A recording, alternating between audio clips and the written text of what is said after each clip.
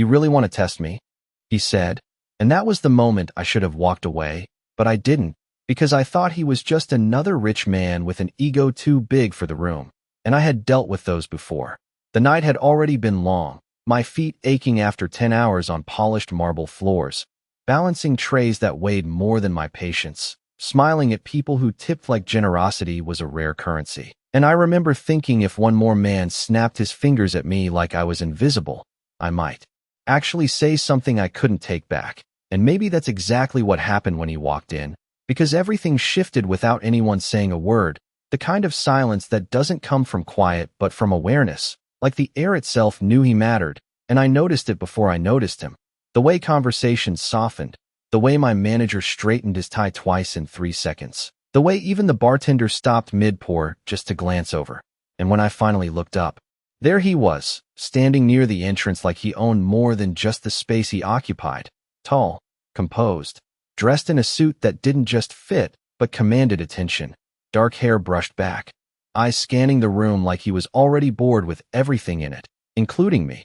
And I should have kept my head down, should have moved on to table 12 and refilled their overpriced sparkling water. But something about the way he looked at everything like it belonged to him made something inside me push back, and before I could stop myself, I walked over, tray balanced on one hand, posture straight, voice steady, asking if he wanted anything to drink, and he looked at me then, really looked, like I wasn't just another server blending into the background, like I had somehow interrupted something important just by existing in his line of sight. And for a second, just 1 second, I felt it, that strange pull, not fear, not exactly, but something close enough that my grip tightened on the tray. And then he said nothing, just kept staring. And maybe that's why I broke the silence first, adding a little edge to my voice, asking again if he needed something or if he was just going to stand there. And that was the mistake, the small, stupid, irreversible mistake that didn't feel like one at the time, because I heard someone behind me inhale sharply, felt the shift ripple outward like I had just stepped over a line no one else dared to cross. But I didn't know the rules, no one had explained them, and I wasn't the kind of person who followed rules I didn't understand anyway. So when his lips curved slightly, not quite a smile, more like a warning dressed as amusement, I didn't back down. I held his gaze, waiting, challenging without even realizing I was doing it. And that's when he spoke, low, controlled, every word placed exactly where he wanted it. "You really want to test me?" And I almost laughed, because it sounded dramatic, like something out of a movie, like he expected me to be impressed or intimidated, and I wasn't, not yet. So I tilted my head, shrugged one shoulder, and said something careless about him not being that special, about how customers came and went, and he wasn't any different. And the second the words left my mouth, the room changed again, heavier this time, tighter, like something invisible had just locked into place, and I noticed things I hadn't before. The men standing near the walls who weren't eating or drinking, the way they watched him instead of the room, the way my manager suddenly disappeared instead of stepping in, the way no one, not a single person, told me to stop. And that's when it hit me, not all at once, but in fragments, in details I couldn't ignore anymore. And when I looked back at him, really looked this time, I saw it. Not anger, not exactly, but certainty, like he already knew how this would end, like I had already made a decision I didn't understand yet. And he stepped closer, not rushing, not forcing, just closing the space between us until I could feel the shift in the air. And for the first time that night, my confidence faltered just enough for doubt to slip in, just enough for me to wonder if I had misread everything, if I had misread him. And his voice dropped slightly, softer now, but somehow more dangerous because of it. "Careful," he said, almost like advice, almost like he was giving me a chance I hadn't earned. Most people don't get to test me twice. And I remember thinking I should apologize, should laugh it off, should step back and let the moment disappear before it became something else, something I couldn't control. But I didn't, because part of me still believed this was nothing, just a man with too much confidence and too little patience. And I had dealt with worse, or at least I thought I had. And that's why I stayed exactly where I was, meeting his gaze, pretending my heartbeat hadn't just changed rhythm, pretending the room hadn't gone completely still around us, pretending I still had a choice. And maybe I did, right up until the moment he decided I didn't anymore. I realized too late that no one was coming to interrupt us. Not my manager, not security, not even the loud group at table 9 who had been complaining all night about their steaks being overcooked, because suddenly they were quiet too, like the entire room had decided I was on my own, and that silence pressed in on me harder than any raised voice ever could, and I tried to tell myself it did not mean anything, that this was just another awkward moment that would pass if I handled it right. So I shifted my weight, adjusted the tray in my hand, and forced a small, polite smile like I had practiced 1,000 times before, the kind that said everything was fine even when it was not, and I started to step back, just one step, just enough to create space. But his hand moved slightly, not touching me, not even close, yet it was enough to stop me completely, like my body understood something my mind was still catching up to, and he did not raise his voice, did not repeat himself. He simply watched me with that same calm certainty, like he already knew I would not walk away, and that unsettled me more than anything else, because I had always been able to leave, always been able to choose, and now I was not sure if that was still true, and I hated that feeling, hated the way it made my chest tighten and my thoughts scatter, so I did the only thing I could think of. I pushed back again, asking if he was finished or if he needed anything else, keeping my tone steady even though my heartbeat had started to climb, and for a second, just a second, I thought I saw something shift in his expression, something almost amused, like I had just confirmed something he already suspected about me. And then he turned his head slightly, not even looking away fully, just enough to signal to someone behind him. And that was when I noticed them clearly for the first time, the men who had been blending into the background before, now stepping forward just enough to make their presence undeniable, not aggressive, not threatening, just there, like a quiet reminder that this moment was bigger than I had assumed, and my stomach dropped because suddenly this did not feel like a simple interaction anymore.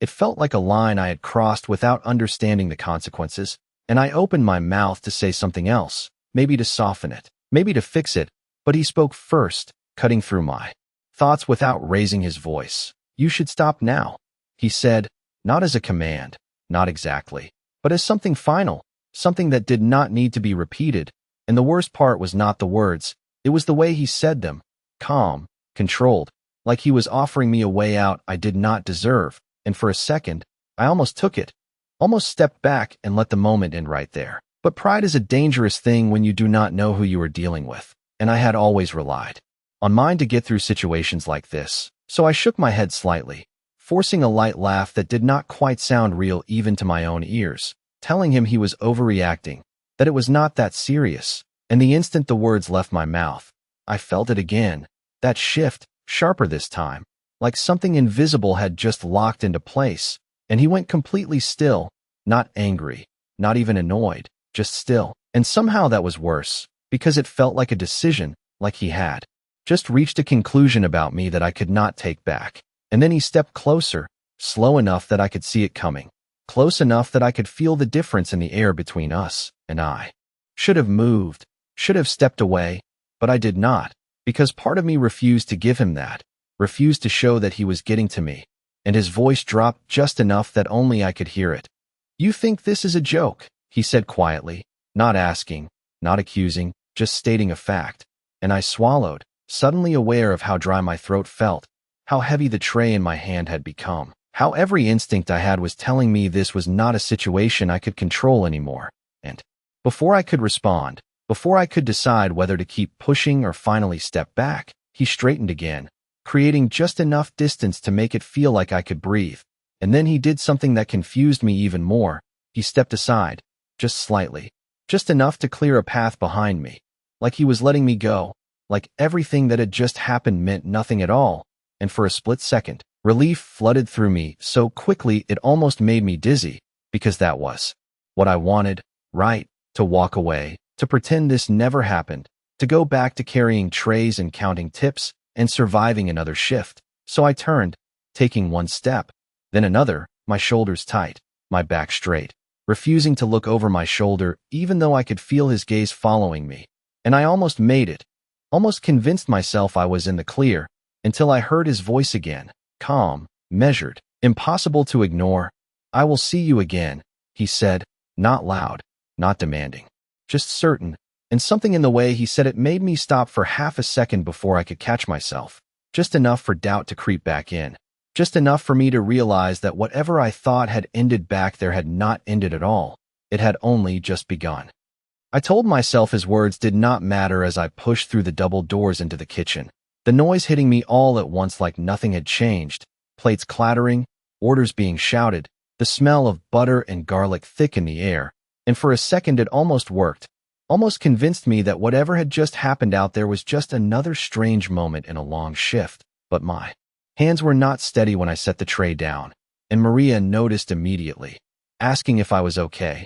Her voice low, careful, like she already knew the answer, and I nodded too quickly, brushing it off, saying it was nothing, just a difficult customer, because that was easier than trying to explain something I did not fully understand myself. And she hesitated, glancing toward the dining room before leaning closer, telling me quietly that I should stay away from table 1 tonight, that some people were not worth the trouble, and I almost laughed at that, because it sounded like advice I should have gotten 10 minutes earlier, but instead I just nodded again, pretending I would listen even though I already knew I would not, because part of me refused to accept that anyone could have that kind of effect on me, refused to believe that a few words and a look could change anything, and I grabbed another tray, forcing myself back out onto the floor, telling myself to focus, to finish the shift, to forget him. But the second I stepped back into the dining room, I felt it again, that shift in the air, subtle but undeniable, like a current running just beneath the surface, and I did not have to look to know he was still there.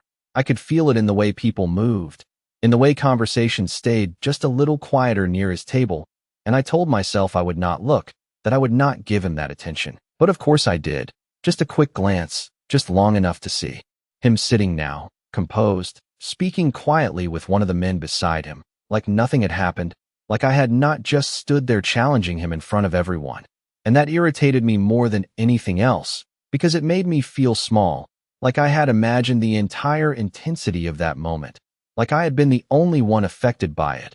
And I hated that feeling. So I threw myself into work, moving faster, sharper, carrying plates, refilling glasses, taking orders, anything to keep my mind from drifting back to him. And for a while it worked, the rhythm of the job pulling me back into something familiar, something I could control, until the hostess appeared at my side, her expression tight, telling me that table 1 had requested me specifically. And for a second I thought I had misheard her, because that did not make sense, not after what had just happened. But she repeated it, softer this time, like she did not want anyone else to hear, and my stomach tightened because suddenly this felt intentional, not random, not a coincidence, but a choice, his choice, and I could have said no, could have asked someone else to take the table, but something stubborn inside me refused to back down now, refused to let him think he had already won whatever this was. So I picked up a fresh bottle of sparkling water, adjusted my apron, and walked toward his table, each step feeling heavier than the last, even though I kept my posture straight, my expression neutral, and when I reached him, he looked up immediately, like he had been expecting me, like this was exactly how he knew it would play out, and that same calm certainty settled over him again, the same one that made it impossible to read what he was thinking beyond the fact that he was always 2 steps ahead, and I forced myself to speak first, asking what he needed, keeping my voice steady even though my pulse had started to climb again. And he did not answer right away, just watched me for a moment, letting the silence stretch long enough that it felt deliberate, and then he nodded slightly toward the bottle in my hand, and I moved to pour, focusing on the simple motion, the familiar routine, anything to keep from reacting to the way his gaze did not leave me. And when I finished, setting the bottle down carefully, he finally spoke, his voice low enough that it did not carry beyond the table. "You came back," he said, not surprised, not impressed, just stating it like a fact, and I shrugged slightly, telling him I was working, that it was my job, and his expression shifted just enough to suggest he did not believe that was the only reason, and maybe he was right. Maybe part of me had come back, because I needed to prove something, to him or to myself. I was not sure anymore, and he leaned back slightly in his chair, studying me like I was something he was trying to understand, something that did not fit into whatever system he was used to. And then he said something that caught me off guard completely. "Most people leave," he said, his tone almost thoughtful now, They do not come back after that. And I swallowed, unsure how to respond to that, because it did not sound like a threat. It sounded like an observation, like he was measuring me against something I could not see. And before I could answer, he added quietly, "That is what makes this interesting." And the way he said it sent a chill down my spine, not because it was loud or aggressive, but because it was certain, like he had already decided that whatever this was between us was not over, not even close. And for the first time, I started to understand that this was not just a moment I could walk away from. It was something he intended to continue, something he had already claimed in his own way, and I was not sure how to stop it anymore.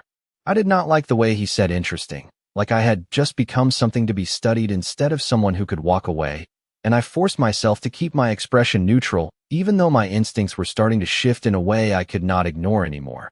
Because this was no longer just about pride or proving a point. This felt like stepping into something I did not understand, something with rules I had never been taught. And I told myself to end it here, to keep it professional, to give him whatever he needed and leave before this turned into something I could not control. So I asked again if there was anything else he wanted, keeping my voice steady, my tone polite, and he held my gaze for a moment longer before finally answering, requesting something simple, something ordinary, as if this entire interaction had not been anything unusual at all, and that almost threw me off more than anything else, because I had expected pressure, tension, something that matched the intensity of the way he looked at me. But instead he leaned back slightly, allowing the conversation at the table to resume around him, as if I had just been another part of the evening, another detail to be managed, and I turned to leave, telling myself that this was good, that this was exactly what I wanted: distance, normalcy, an end to whatever strange pull had started between us. But as I walked away, I could feel it again, that awareness, that quiet sense that this was not finished, not even close, and I hated that I could not explain why, hated that I could not shake the feeling no matter how hard I tried to focus on everything else. And the next hour passed in a blur of movement and noise, orders and conversations, plates and glasses, but underneath it all, there was a thread of tension I could not fully escape, like something waiting just out of sight. And when the check for his table was finally requested, I felt a strange mix of relief and unease, because this meant he would leave, that whatever this was would end with the night. And I approached carefully, placing the check on the table with practiced ease, avoiding his eyes at first, focusing on the small details I could control, the placement of the folder, the angle of the pen, anything to keep from acknowledging the way my pulse had picked up again. And when I finally looked up, he was already watching me, like he had been waiting for that exact moment. And there was something different in his expression now, something quieter, more deliberate, and he signed the check without hesitation, his movements precise, controlled, like everything else about him. And then he closed the folder and slid it back toward me, his fingers lingering just a second longer than necessary, not touching mine, but close enough that I felt the space between us again, that same charged distance that made everything feel sharper, clearer, more dangerous than it should have been. And I reached for it, telling myself not to react, not to let this moment stretch into something it did not need to be. And I thanked him automatically, the words coming out of habit rather than intention, and he nodded slightly, acknowledging it, but not dismissing me, not releasing me from the moment the way a normal customer would. And instead he spoke again, his voice low, steady, impossible to ignore. "You are not from this world," he said, not as a question, not even as an observation, but as something he had already decided. And I blinked, caught off guard by the statement, unsure how to respond because it felt too personal, too direct for a conversation that should have ended already. And I told him he was wrong, that I worked here, that this was exactly my world, even though something about the way he looked at me made that feel less certain than it should have been. And he studied me for another second, like he was weighing that answer, like he was deciding whether to accept it or dismiss it entirely.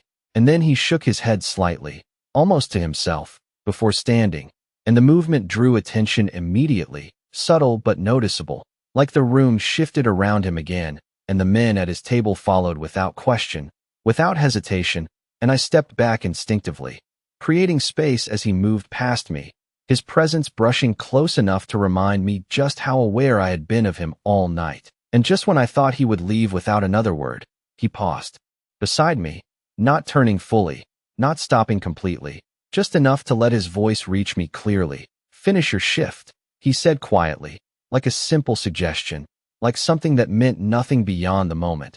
But there was something in the way he said it that made it feel like more, like a setup for something I could not see yet. And then he walked away, the doors closing behind him as the room slowly returned to normal. Conversations rising again, tension dissolving into something manageable, something familiar. And I stood there for a second longer than I should have, the check still in my hand, my thoughts racing in ways I could not fully organize, because part of me felt relieved that he was gone, that the pressure had lifted, but another part of me could not shake the certainty that his last words were not just about the rest of my shift, that they were about something else entirely, something waiting for me once the night was over. And I realized then that leaving this place might not mean leaving him behind at all. I tried to shake it off, telling myself that I was overthinking everything, that he was just another customer who happened to carry himself differently, someone used to being listened to, someone used to getting his way, but not someone who could actually follow me beyond those doors, not someone who could step into my life outside of this place. And yet his words stayed with me, repeating quietly in the back of my mind as I moved through the rest of my shift. "Finish your shift," not a suggestion, not exactly, more like a marker, like the night had been divided into before and after without me agreeing to it. And I hated that feeling, hated the way it made everything else seem less solid, less certain. And by the time the last table cleared and the lights dimmed slightly to signal closing, I was more tired than I should have been, not just physically but mentally, like I had been holding tension I could not release. And Maria noticed again when I was wiping down the counter, asking if I was sure I was okay, her voice softer now, more careful, and I forced a smile, telling her it had just been a long night, that I was ready to go home, because that was what I needed, distance, normal air, something that did not feel like it belonged to him.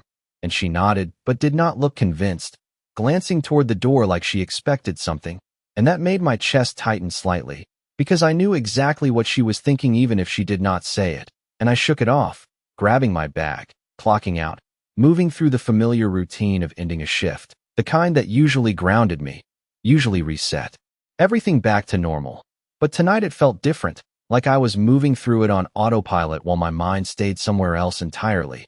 And when I finally pushed open the back door and stepped outside, the cool night air hit me like a reset button, the city quieter now, the hum of traffic softer, the glow of streetlights stretching across empty sidewalks. And for a moment, just one moment, I let myself believe it was over, that whatever had happened inside stayed inside, that the world outside still belonged to me. And I started walking toward the parking lot, my footsteps echoing lightly against the pavement, my grip tightening slightly on my bag as I reached for my keys.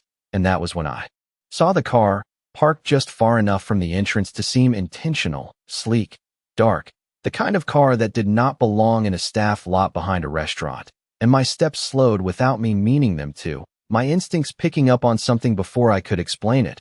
And I told myself it meant nothing, that people parked everywhere, that it was just a coincidence. But the closer I got, the harder it was to ignore the feeling building in my chest, that quiet awareness returning, sharper now, more defined. And then the driver's side door opened, smooth, controlled, and he stepped out like he had been there the entire time, waiting, not impatient, not restless, just certain. And for a second, I stopped completely, my breath catching in a way I could not control, because this was not possible, not logical, not something that should have followed me out here. And yet there he was, the same composed presence, the same steady gaze finding me instantly like there had never been any distance at all. And I felt something shift inside me, something between fear and disbelief, because I realized then that this was not coincidence, not chance, this was intention. And I should have turned around, should have gone back inside, should have done anything except stand there frozen. But my body did not move, my thoughts too slow to catch up with what was happening. And he closed the car door quietly, taking a few steps toward me, not rushing, not forcing, just closing the space with the same calm control he had shown all night. And when he spoke, his voice carried easily in the quiet, low, steady, like nothing about this was unusual to him. "You are done," he said, not asking, not confirming, just stating it like he already knew. And I swallowed, forcing my voice to work, telling him yes, that my shift was over, even though the question behind my answer was obvious. What are you doing here? Why are you here? And he watched me for a moment, like he was waiting for that question to form fully. And then he gave me the answer before I could ask it. Good, he said simply. And there was something final in that word that made my pulse spike again, because it sounded like a conclusion, like something had just been confirmed. And he gestured slightly toward the car, not aggressively, not insistently, just enough to make the meaning clear, and my heart started to race in a way I could not ignore anymore. Because this was no longer contained within the walls of the restaurant. This was outside, in my space, in my world, and I felt the weight of that realization settle in, heavy, undeniable, as I stood there facing him, understanding for the first time that walking away might not be as simple as I had believed. I did not move, not at first, because my mind was still trying to catch up with the fact that he was here, outside, in a place that was supposed to be mine, a place that belonged to my routine, my choices, my control, and yet somehow he stood there like he had always been part of it, like this was just the next step in something I had already agreed to without realizing it. And that realization made my chest tighten in a way I could not ignore, because this was different now. This was no longer about a conversation or a moment I could walk away from. This felt deliberate, planned, and I forced myself to speak, asking him what he wanted, keeping my voice steady even though my pulse had started to climb again. And he watched me for a second before answering, like he was measuring not just my words but everything behind them. And then he said something that should have sounded simple, but did not. You should not be walking alone this late. And I blinked, caught off guard by the shift, because it was not what I expected, not a demand, not a continuation of whatever tension had been building all night, but something that sounded almost like concern, almost like a reason, and I shook my head slightly, telling him I was fine, that I did this every night, that I knew how to take care of myself, because that was the truth, or at least it had always been the truth before tonight. And he did not argue, did not contradict me. He simply held my gaze like he was waiting for me to realize something on my own, and the silence stretched just long enough to make me uncomfortable, just long enough to make me aware of how quiet the parking lot was, how empty it felt compared to the noise inside, and I tightened my grip on my bag, forcing myself to take a step forward, intending to walk past him, to end this the only way I knew how, by leaving. But as I moved, he spoke again, calm, controlled. Emily, and the sound of my name stopped me instantly, my breath catching before I could control it, because I had not told him that, not once, not anywhere. And I turned back slowly, my thoughts racing in a way that made it hard to stay composed, asking him how he knew that, even though part of me already understood the answer. And he did not respond right away, just watched me with that same steady focus, like the question itself was not surprising to him, like it was expected. And then he stepped a little closer, not enough to crowd me, just enough to make the distance between us feel intentional, and his voice dropped slightly. Quieter now, more direct. I told you, he said. Most people leave. And I felt a chill run through me, not because of the words themselves, but because of what they implied, because it meant he had been paying attention, more attention than I had realized. And I swallowed, trying to steady myself, trying to hold on to the part of me that refused to let this situation spiral into something I could not control. And I told him it did not matter, that knowing my name did not change anything, that I was going home. And I turned again, forcing my feet to move this time, one step, then another, focusing on the simple act of walking, on the sound of my shoes against the pavement, on anything that grounded me in something real. And for a second, I thought it might work, thought I could leave him behind just like I had planned. But then his voice came again, not louder, not closer, just certain. You can walk away, he said, and I slowed despite myself, the words pulling at something I did not want to examine too closely.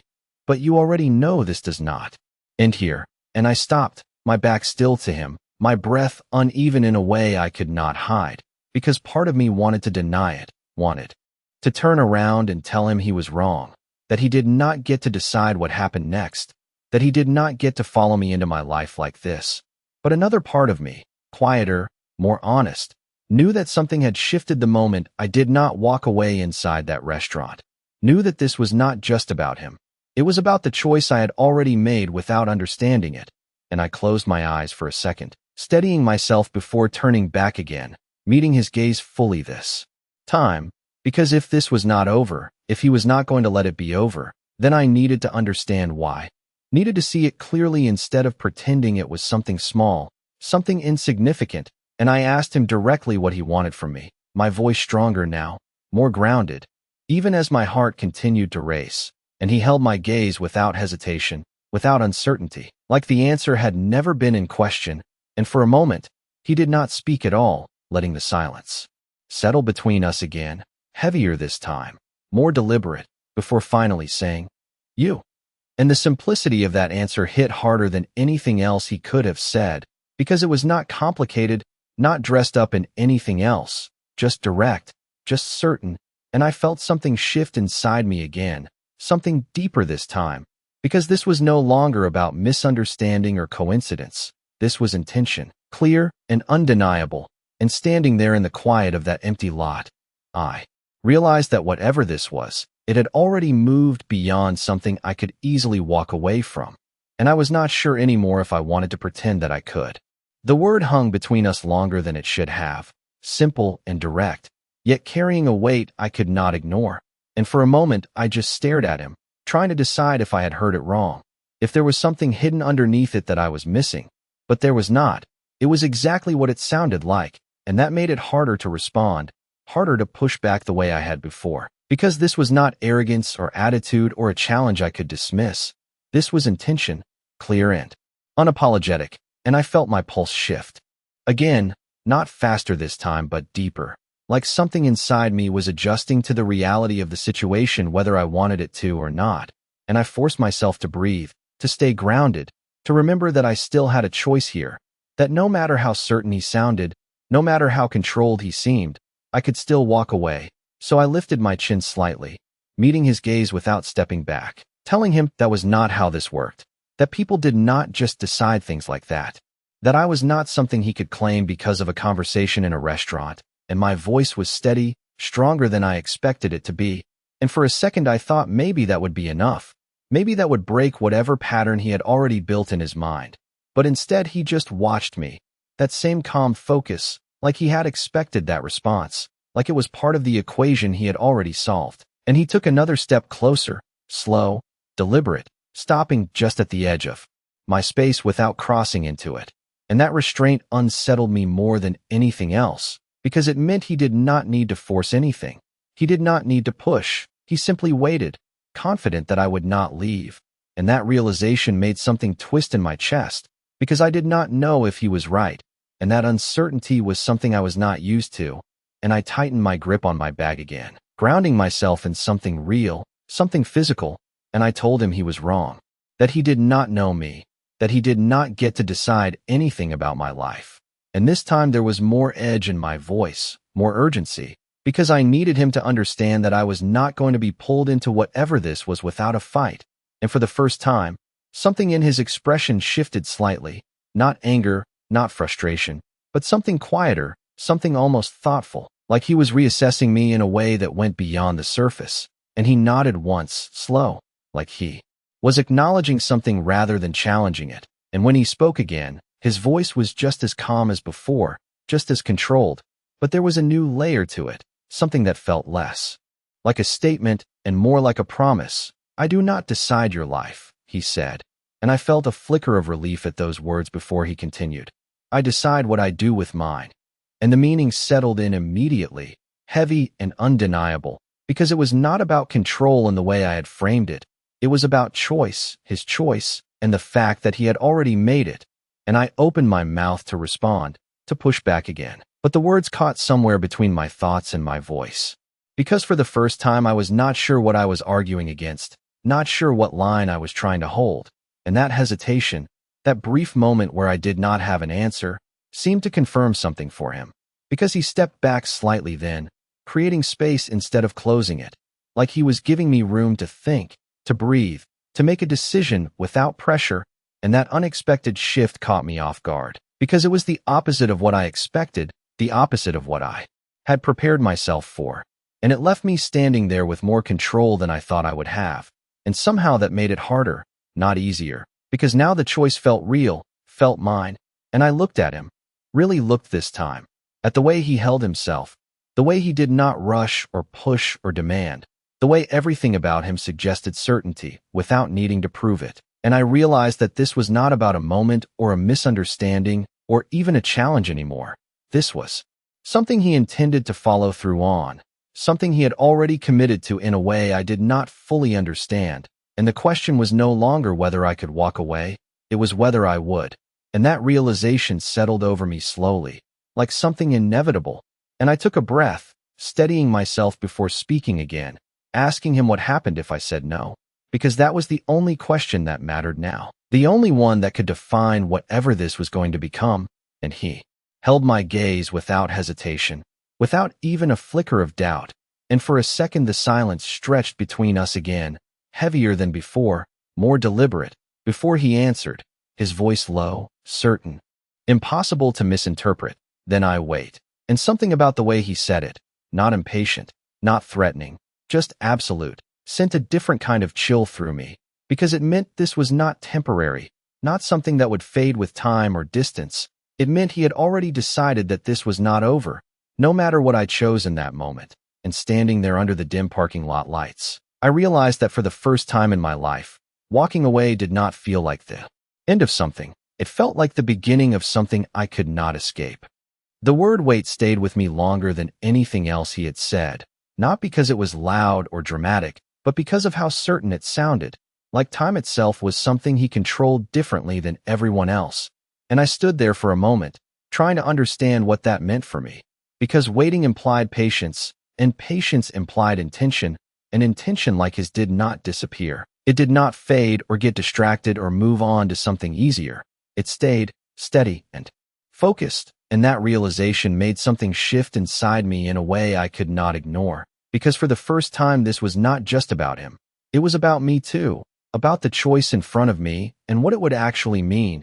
And I forced myself to breathe, to stay grounded, to not let the weight of his certainty dictate my response.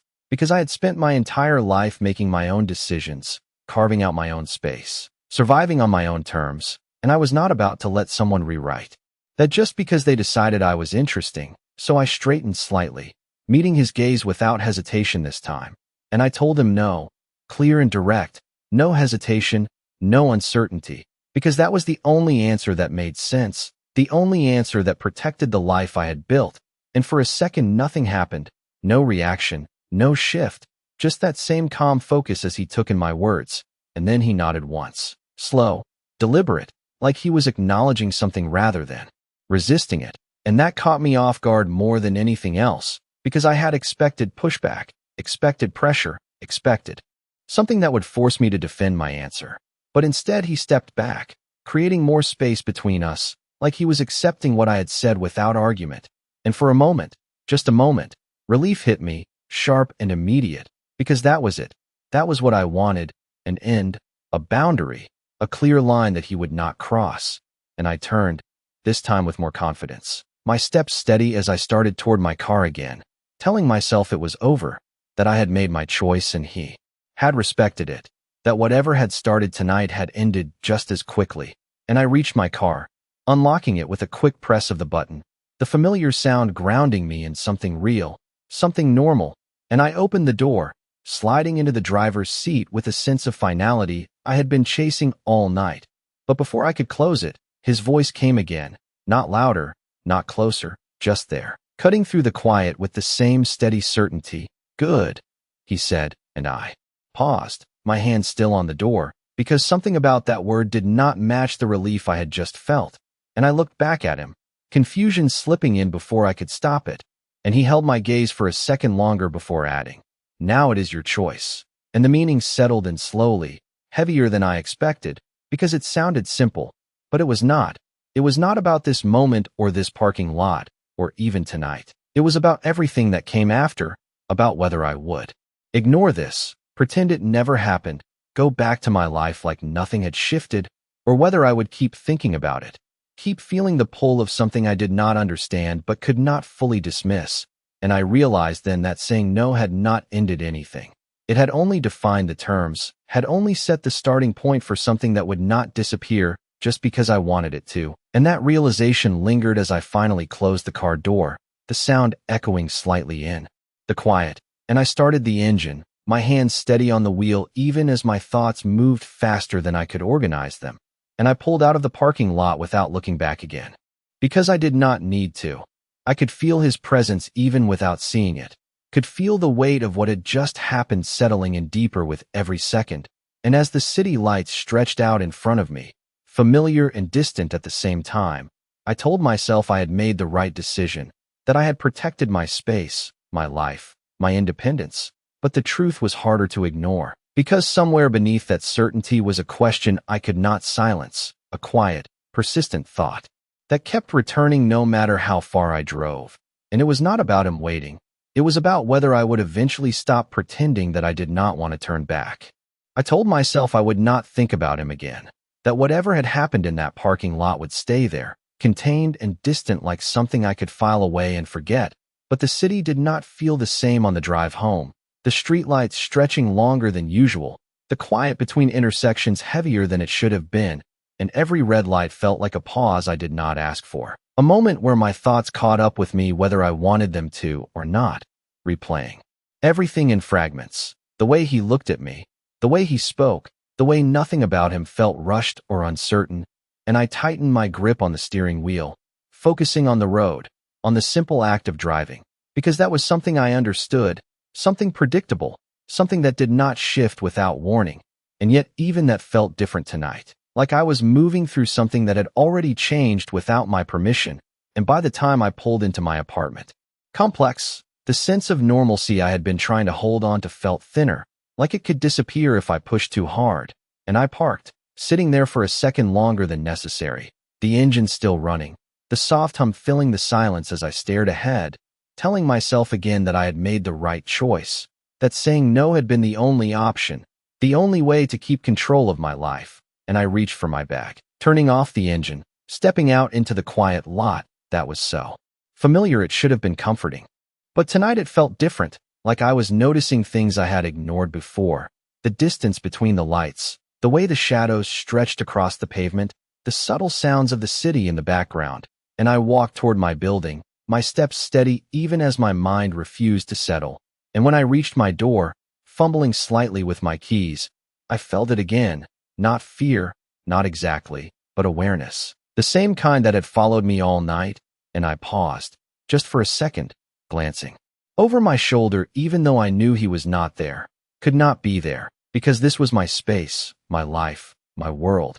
And yet the feeling did not completely fade, and I shook it off, unlocking the door, stepping inside, closing it behind me with a soft click that should have marked the end of everything. And for a moment, it almost did. The familiar scent of my apartment, the quiet, the sense of being alone, all of it settling around me like a barrier between tonight and everything else. And I dropped my bag onto the small table by the door, kicking off my shoes, moving through the motions I had done 100 times before, trying to anchor myself in routine, in something that did not involve him. But as I crossed the room, my phone buzzed in my hand, the sound sharp in the silence, and I froze, because I had not been expecting anything. Not at this hour, not after a shift like that, and I told myself it was nothing. Probably Maria checking in, probably something simple. But when I looked at the screen, my breath caught before I could stop it, because there was no name, no number, just a message, and I stared at it for a second longer than I should have, debating whether to open it, whether to ignore it, whether to pretend I had not seen it at all, because something about the timing felt too precise, too deliberate to be coincidence. And finally, before I could talk myself out of it, I tapped the screen, reading the words that appeared, simple, direct, unmistakable. You made your choice. And my heart skipped, not because of the words themselves, but because of what they implied, because it meant he knew, not just that I had said no, but that I had left, that I had gone home, that I had tried to put distance between us. And I swallowed, my mind racing as I tried to process how that was possible, how he could reach me here, in a place he had never been, in a life I had not shared. And before I could decide what to do, another message appeared, just as calm, just as certain. Now I will make mine. And the weight of that settled over me slowly, heavier than anything else he had said all night, because it was not a threat, not exactly. It was a continuation, a promise that whatever this was had not ended in that parking lot, had not been defined by my answer alone. And I stood there in the quiet of my apartment, the glow of the screen the only light in the room, realizing that distance had not changed anything, that leaving had not closed the door the way I thought it would. And for the first time since this started, I understood something clearly, something I could not ignore no matter how much I wanted to. I had made my choice, but so had he. And somehow, that mattered just as much.